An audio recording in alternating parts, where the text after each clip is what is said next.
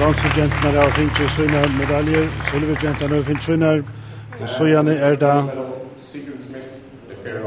kloten til Sigrun Smith og Farjun. Så får hun handa søtt gullmerke og ferdig om halsen. Så fløtjen klar her, og jeg kan ut fra at Tjausangen eisen klar.